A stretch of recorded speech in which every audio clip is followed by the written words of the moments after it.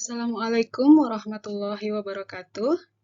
Perkenalkan kami dari kelompok 1 yang beranggotakan Andi Rusdi Apriyadi, Asriani Usman, dan Salwa Suwardi.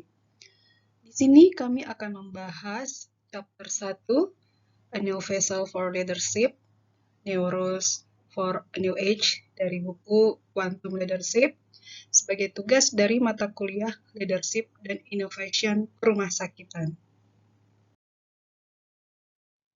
Dimulai dengan ungkapan dari John Maynard Keynes bahwa beliau mengatakan, "The hardest thing is not to get people to accept new ideas.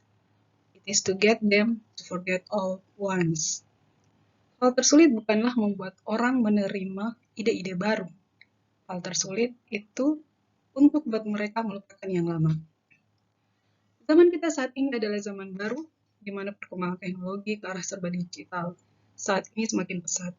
Pada era digital seperti ini, manusia secara umum memiliki gaya hidup baru yang tidak bisa dilepaskan dari perangkat yang serba elektronik. Teknologi menjadi alat yang mampu membantu sebagian besar kehidupan manusia. Teknologi telah dapat digunakan oleh manusia untuk mempermudah melakukan apapun tugas dan pekerjaan. Sejumlah inovasi teknologi telah dilakukan. Seiring dengan banyaknya inovasi yang dilakukan, manusia dituntut untuk bisa beradaptasi dengan dunia atau era yang baru ini. Jaringan internet yang muncul membuat komunikasi menjadi tanpa batas. Media massa beralih ke arah media baru atau internet karena ada pergeseran budaya dalam sebuah penyampaian informasi. Semakin canggih teknologi yang berkembang membawa perubahan yang besar terhadap dunia. Begitupun dalam kepemimpinan. Leading in a fluid world. Model kepemimpinan tidak bisa sama antara dulu dan zaman sekarang. Model kepemimpinan yang lama tidak lagi memadai untuk memenuhi tuntutan zaman. Realitas operasional tempat kerja sudah berubah ke titik di mana dibutuhkan keterampilan yang berbeda dan etos kerja yang berbeda. Berikut digambarkan pergeseran realitas kehidupan kerja dari realitas kehidupan yang lama ke yang baru. Realitas kehidupan kerja yang lama, kehidupan kerja itu tercatat, sumber daya tidak terbatas, fungsi tetap, pekerjaan tetap, pekerja disebut sebagai karyawan, dan berdasarkan promosi. Sedangkan realitas kehidupan kerja saat ini, pekerja membuat catatannya sendiri, sumber dayanya terbatas, kehidupan kerja sangat ketat, terdiri dari anggota atau stakeholder, peran yang berubah-ubah, dan berdasarkan mobilitas. Selanjutnya, new versus old skill set. Perbedaan keterampilan baru dan lama adalah sebagai berikut. Pada saat sekarang ini, keterampilan yang dibutuhkan adalah knowledge worker. Pekerja menggunakan knowledge sebagai alat untuk mendukung pekerjaannya. Bisa dikatakan, pekerja saat sekarang ini lebih menggunakan otak atau pengetahuan dibanding ototnya.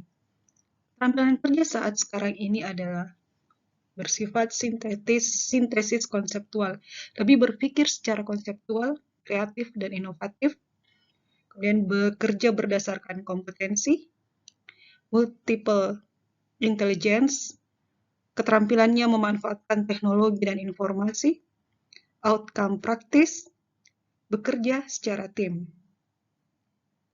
Sedangkan versi old skill set adalah tipe employee atau karyawan, yaitu keterampilan berdasarkan functional analysis, kemudian ketangkasan manual, kemudian hanya menggunakan keterampilannya dalam bekerja, proses value, proses praktis, dan kinerja secara unilateral. Dalam konteks inilah gagasan kontemporer pertama tentang kepemimpinan dikembangkan. Seluruh pendekatan untuk memahami kepemimpinan dan bertindak sebagai pemimpin muncul selama abad ini. Dan masing-masing mencerminkan gagasan yang berlaku tentang organisasi kerja dan tempat kerja. Berbagai pendekatan ini membantu menciptakan kerangka kerja kepemimpinan saat ini, baik dalam ranah tindakan maupun pengambilan keputusan. Newton dan desain organisasi. Mekanika Newton memiliki pengaruh yang luar biasa pada sains abad ke-20 dan bisnis. Model alam semesta fisik Newton mempengaruhi ahli teori sosial untuk melihat hubungan sosial, peran, dan pekerjaan sebagai mekanistik. Wirausahawan dan ahli organisasi membangun model kerja di mana aktivitas kerja sangat terkotak-kotak dan mengakibatkan pekerjaan umumnya dirancang dengan mempertimbangkan efisiensi dan efektivitas. Dan perhatian khusus diberikan pada kinerja individu sebagai cara untuk memastikan bahwa pekerjaan tersebut dilakukan sesuai rencana. Organisasi abad ke-20 berfokus pada proses dengan asumsi bahwa dengan membangun proses kerja yang benar, mereka akan menghasilkan produk dan layanan yang berkualitas. Seperti yang digambarkan oleh Peter Drucker, landasan dari sebagian besar organisasi abad ke-20 adalah kendali. Pendekatannya digambarkan dengan garis dan kotak untuk mengkonfigurasi tempat kerja. Ada 3 model yang digambarkan oleh Peter Drucker. Pertama yaitu decision tree, arah kendali berbentuk horizontal. Yang kedua itu hierarki, kendali secara vertikal. Dan yang ketiga, hierarki, kendali dari berbagai arah yang saling berhubungan. Intinya, pada abad 20, fokus kerja adalah melakukan proses yang benar. Sedangkan pada abad ke-21, fokusnya adalah mendapatkan hasil yang benar. Assalamualaikum warahmatullahi wabarakatuh. Terima kasih atas kesempatan yang telah diberikan. Saya akan melanjutkan di slide berikutnya. Teori kuantum telah mengajari kita bahwa perubahan bukanlah suatu atau peristiwa, melainkan dinamika yang membentuk alam semesta. Orang tidak dapat menghindari perubahan karena perubahan ada di mana-mana, tetapi mereka dapat mempengaruhi keadaan dan konsekuensinya. Singkatnya, mereka bisa memberikan arahan. Slide. Perubahan memimpin. Sulit dipercaya bahwa setiap orang saat ini tidak menyadari bahwa kita berada di tengah-tengah transformasi sosial yang besar, transisi ke cara hidup dan bertindak yang baru. Pada gambar slide berikutnya, peran pada pemimpin saat ini adalah mendorong transformasi ini. Memang mereka harus membuat komitmen untuk perjalanan dan bekerja keras untuk memasukkan perubahan dalam hidup mereka dengan cara yang sangat pribadi. Dengan kata lain, daripada hanya menyarankan bahwa setiap orang dan setiap hal yang harus berubah, mereka harus memimpin dengan contoh, mereka harus menjadi saksi perubahan dan menunjukkan kepada orang lain bagaimana beradaptasi dengan perubahan dalam hidup mereka sendiri. Pada tahap awal transformasi ini, pemimpin harus mampu menunjukkan bahwa perubahan yang akan datang itu penting dan harus, melalui semangat mereka untuk bergerak, menginspirasi tanggapan dari orang lain. Ini bukanlah waktunya untuk berpuas diri. Slide.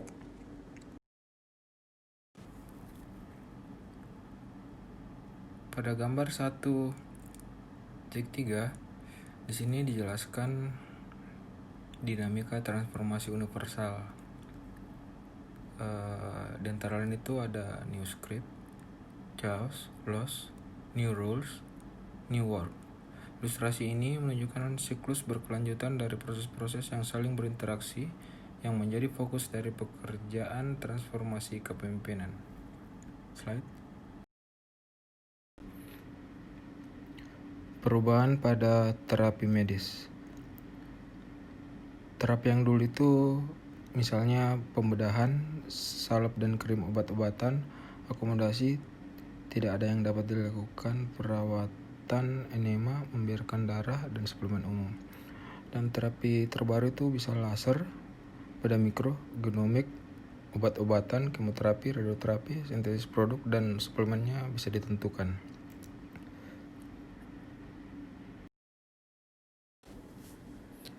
Aturan kuantum.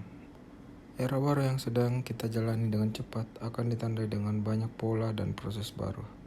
Seperti dijelaskan di bawah ini, yang pertama itu Pemikiran linear akan digantikan oleh pemikiran sistem rasional dan keseluruhan. Yang kedua, struktur adalah tentang keseluruhan, bukan dari bagian. Kata-kata baru dari ilmu sistem kompleks menggambarkan dunia yang berbeda dari yang selama ini kita kenal. Mereka mengekspresikan seluruh rangkaian dinamika yang beroperasi tepat di luar bidang fisik kita. Namun mereka memiliki dampak yang menentukan pada pengalaman hidup kita dan perjalanan manusia di mana kita masing-masing memainkan peran penting tetapi tidak selalu diketahui. Beberapa kata yang tidak biasa antara lain yang pertama itu autopoiesis.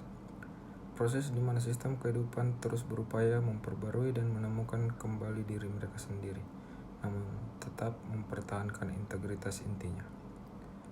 Yang kedua, autokatalisis. Proses di mana informasi masuk ke dalam sistem dalam fluktuasi kecil yang terus tumbuh dalam kekuatan, berinteraksi dengan sistem dan memberikan makan kembali pada dirinya sendiri. Selanjutnya yang ketiga, struktur disipatif. Struktur di mana ketidakteraturan adalah sumber keteraturan dan sebaliknya. Dalam artian misalnya tarian antara keteraturan dan kekacauan, bentuk lama berakhir dan bentuk baru dimulai. Selanjutnya penarik aneh, aktivitas sistem kekacauan kolektif yang terdiri dari umpan balik interaktif antara dan di antara berbagai bagian dan bukti ketertarikan pada pola perilakunya. Selanjutnya, nilai pekerjaan adalah fungsi hasil dan bukan proses, di mana di masa lalu fokusnya pada proses dan adanya proses kerja yang baik dianggap sebagai kondisi pelayanan yang baik. Oleh karena itu, fokus utama bukan pada proses, tetapi apakah pekerjaan itu mencapai hasil atau tidak. Key point. Nah, semua keputusan dan tindakan penuh dengan resiko. Yang penting adalah bagaimana tingkat resiko sesuai untuk tindakan yang dilakukan atau tidak, dan strategi apa yang dilakukan. Di sini bagaimana kompresi waktu akan mempengaruhi bagaimana pekerjaan dilakukan. Nah, para pemimpin menyadari betapa sangat sedikit waktu yang mereka miliki untuk memenuhi tuntutan yang semakin besar. Perubahan yang terjadi pada layanan kesehatan, yang pertama, tempat tidur, rumah sakit yang tidak lagi menjadi titik layanan utama. Yang kedua, struktur layanan akan didesentralisasi. Yang ketiga, layanan akan semakin banyak keluar dari rumah sakit. Yang keempat, praktik inti dari profesi akan diubah secara substansial. Dan yang kelima, penggunaan layanan kesehatan menjadi lebih bertanggung jawab atas kesehatan mereka sendiri. Selanjutnya, motivated versus unmotivated leaders. Yang pertama, untuk unmotivated leaders yaitu fokus pada saat ini dan melakukan lebih banyak hal dengan hasil yang lebih sedikit. Sedangkan untuk motivated leaders itu fokus pada potensi dan melakukan pekerjaan berbeda dengan cara yang berbeda. Nah, kesimpulannya di sini adalah pemimpin di masa yang akan datang membutuhkan keterampilan baru serta wawasan baru tentang kepemimpinan dan metode perjalanan yang disukai.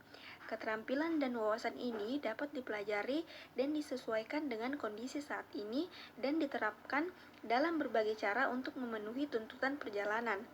Dalam penerapannya, seseorang mungkin menemukan pemimpin dalam dirinya sendiri, merasakan kegembiraan kerja kepemimpinan, dan mengkatalisasi orang lain dalam perjalanan dan penemuan kemajuan.